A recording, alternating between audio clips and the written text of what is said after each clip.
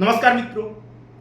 Astrology સ્ટેશનના મારા આજના આ વિડીયોમાં હું એસ્ટ્રોલોજર મેહુલ પટેલ આપ સર્વનું ખૂબ ખૂબ હાર્દિક સ્વાગત કરું છું. એસ્ટ્રોલોજી સ્ટેશનના મારા આજના આ વિડીયોમાં આપણે વાત કરી રહ્યા છીએ મેષ જન્મ લગ્નની જન્મકુંડલીમાં એકાદશ ભાવમાં જો બુધ હોય તો એનું કેવું યા તો શું ફળ મળે એ બાબત. તો તમારી જન્મકુંડલીમાં જ્યાં લગ્ન યા તો જન્મ લગ્ન એવું જ્યાં લખેલું છે ત્યાં જો એક લખેલું છે તો તમારી જે જન્મકુંડલી છે એ મેષ જન્મ લગ્નની જન્મકુંડલી છે એવું તમારે સમજવાનું છે. હવે તમારી આ એક અર્થાત મેષ જન્મ લગ્નની આ જન્મકુંડલીમાં એકાદશ ભાવમાં યા તો 11મા ભાવમાં અર્થાત જીવનમાં પ્રાપ્ત થવા સંભવ લાભ સાથે સંબંધિત બાબત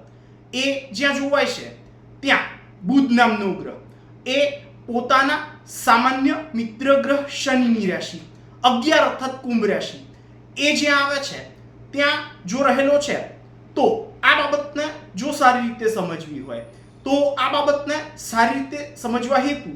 આ ગ્રહ મૈત્રી ચક્ર જે છે એને જો જોઈએ તો આ ગ્રહ મૈત્રી ચક્રમાં આ બુધ અને શનિ એ એકબીજાના મિત્ર છે એવું દર્શાવે છે. અને એટલે જ તથા સાથે જ આ બુધ જે છે એ પોતે વાણી, વાચા, ભાષા પ્રવાહિતા અને વિવેક બુદ્ધિ એની સાથે સંબંધિત બાબત આવી બાબતોનો કારક ગ્રહ હોવાના કારણે કઠોર પરિશ્રમની વિવેક શક્તિ દ્વારા આજીવિકા મેળવવાની બાબતમાં ભારે યા મોટી સફળતા એ તમને પ્રાપ્ત કરાવશે. સાથે જ તમારા જીવનમાં તમારા ભાઈ બહેનોથી પ્રાપ્ત થવા યોગ્ય સાથ સહકાર સંબંધિત બાબતની જો વાત કરીએ તો તમારા ભાઈ બહેનો તરફથી તમને જીવનની દરેક બાબત, સ્થિતિ યા પરિસ્થિતિમાં સારો એવો સાથ સહકાર એ પ્રાપ્ત કરાવશે. સાથે જ તમારા શત્રુઓ તરફથી મળતા લાભ એની સાથે સંબંધિત બાબતની જો વાત કરીએ તો એ બાબતમાં તમને ક્યારેક ક્યારેક લાભની પ્રાપ્તિ એ કરાવશે. પણ આ બુધ જે છે એ પોતે છઠ્ઠા ભાવનું અર્થાત રોગ, શત્રુ, ભય, પીડા, ચિંતા, વિટંબણા, ઉચાટ, લપ, ઉપાધિ, કજિયો, કંકાશ, હૈયાકાશ, ઘર્ષણ,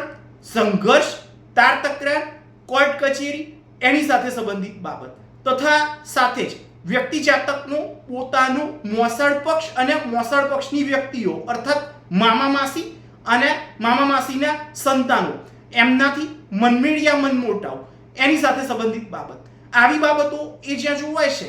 ત્યાં આવતી રાશિ 6 અર્થાત કન્યા રાશિ એ જ્યાં આવે છે એ ભાવનો પણ પોતે સ્વામી થતો હોવાના કારણે લાભ જેવી બાબત મેળવવાના માર્ગમાં તમને તકલીફો યા પરેશાનીઓ કે ઝંઝટો એવી બાબતોનો સામનો એ કરાવશે. એમ છતાં પરાક્રમના બળ દ્વારા આવી બાબતમાં સફળતાની પ્રાપ્તિ એ તમને કરાવશે. આ બુધ જે છે એ પોતાની એકમાત્ર સાતમી દ્રષ્ટિથી 5મા ભાવના અર્થાત પ્રેમ, પ્રણય, આકર્ષણ, સાહસ, પરાક્રમ, વિદ્યા અને સંતાનનું સુખ એવી બાબત એ જ્યાં જોવાય છે ત્યાં પોતાના મિત્ર ગ્રહ સૂર્યની રાશિ 5 અર્થાત સિંહ રાશિ એ જ્યાં આવે છે ત્યાં પોતે દ્રષ્ટિ કરતો હોવાના કારણે આ બાબતને જો સારી રીતે સમજવી હોય તો આ બાબતને સારી રીતે સમજવા હેતુ આ ગ્રહમૈત્રી ચક્ર જે છે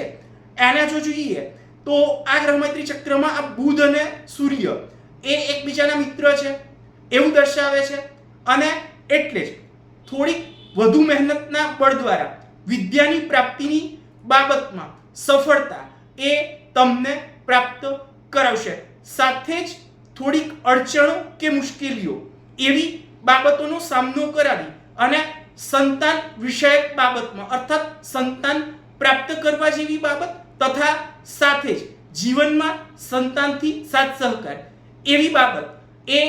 તમને પ્રાપ્ત કરાવશે. આવું ભૃગુ સંહિતા નામના એમના ગ્રંથમાં ભૃગુ ઋષિએ વર્ણન કરેલું છે. તો મિત્રો આ તો હતો મારો આજનો આ વિડીયો તમને કેવો લાગ્યો એ મને અવશ્યથી જ લખી અને જણાવજો તથા સાથે જ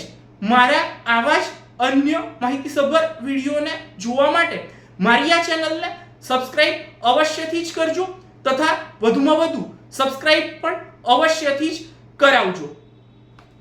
નમસ્કાર.